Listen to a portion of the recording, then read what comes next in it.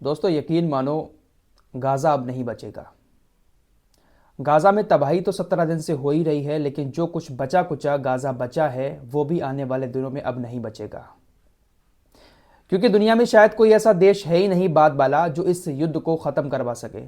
ना ही दुनिया का कोई ऐसा मानवाधिकार संगठन है जो इजराइल से आकर ये कह सके कि भाई गाज़ा को तो निशाना मत बनाओ।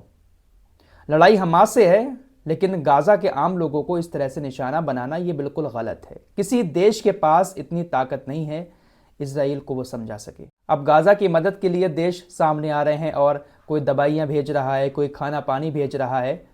अरे जब मदद की ज़रूरत थी और जिस तरह की मदद की ज़रूरत थी तब आपने मदद नहीं की, अब इस मदद से क्या फ़ायदा। स्पेशली अरब जैसे देश, तुर्की जैसे देश, तुर्की ने भी रात भेज दी है मदद, दवाइयाँ वगैरह। जिस वक्त गाज़ा के लोगों को आपकी मदद की ज़रूरत थी आपने हाथ नहीं थामा और अभी तक हाथ नहीं थामा है। जब सब कुछ लुट गया तो मरहम लगाने के लिए दवाइयाँ भेज रहे हो। रात की खबर आपको बताऊं, इजराइल की सेना ने कल रात गाज़ा के हॉस्पिटल्स को निशाना बनाया है। गाज़ा के अंदर जितने भी हॉस्पिटल हैं उनके पास धमाके किए हैं। गाज़ा का सबसे बड़ा hospital Al Shifa, Al Ahli hospital, Indonesian hospital, जितने भी हॉस्पिटल गाज़ा के अंदर हैं सभी हॉस्पिटल पर रात हमले हुए हैं। हालांकि कितने लोग इन हमलों में मारे गए हैं इसकी खबर सामने नहीं आई है, लेकिन मलबे के ढेर दिखाई दे रहे हैं। इजराइल के ये हमले अब और भी ज़्यादा बढ़ने वाले हैं, क्योंकि इजराइल ने एक ऐसी चेतावनी गाज़ा के लोगों को दी है और बाकायदा एक ऑडियो मैसेज उन सभी के मोबाइल पर भेजा है और पूरी दुनिया इस चेतावनी को आंखें बंद करके देख रही है, सुन रही है। इजराइल की सेना ने आखिरी वार्निंग दी है गाज़ा के लोगों को कि जल्द से जल्द उत्तरी गाज़ा को छोड़कर दक्षिण की तरफ चले जाएं। जितने भी गाज़ा के लोग हैं वो अपने अपने घरों को छोड़कर उत्तरी गाज़ा से दक्षिण गाज़ा की तरफ चले जाएं।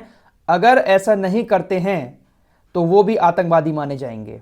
इजराइल की सेना ने एक ऑडियो मैसेज गाज़ा के लोगों के मोबाइल पर भेजा और कहा कि अगर आप खाली नहीं करेंगे गाज़ा को तो आपको भी आतंकवादी मान लिया जाएगा, और जब आपको भी आतंकवादी मान लिया जाएगा तो उसके बाद सोचिएगा कि इजराइल की सेना क्या कुछ करेगी हमास के आम लोगों के साथ। क्योंकि उसने साफ कह दिया है कि अगर आप नहीं गए तो हम आपको आतंकवादी मानेंगे, हमास की तरह मानेंगे, और उसके बाद जिस तरह से हमास के ऊपर हम एयर स्ट्राइक कर रहे हैं, मिसाइलें दाग रहे हैं, उसी तरह से आपके ऊपर भी दागना पड़ेगी। दोस्तों ये कोई छोटी मोटी चेतावनी नहीं है, बहुत बड़ी चेतावनी है। इतनी बड़ी बड़ी चेतावनी इजराइल की तरफ से दी जा रही है, लेकिन इनके जैसे लोग दुम दबाकर बैठे हुए हैं। इनके बारे में क्या ही कहा जाए यार। एक वीडियो बनाऊंगा इनके बारे में भी, देखता हूं कि कितने लोग अभी भी इनसे बहुत ज्यादा मोहब्बत करते हैं। तुर्की का अर्तुगरुल गाजी सीरियल देखकर लोगों ने इनको सर आंखों पर चढ़ा लिया था। लोगों को लगता था कि दुनिया में कहीं पर ही मुसलमान के अगर जरा सी भी चोट लगेगी ये आ जाएंगे वहां पर, लेकिन इनकी औकात समझ में आ गई। बुरा लगेगा लेकिन इनकी औकात समझ में आ चुकी है कि क्या है। हर इंसान अपनी कुर्सी के लिए आगे बढ़ना नहीं चाह रहा है। इनके बारे में जरा खुलकर बात करूंगा, दिल में बहुत सारी बातें हैं।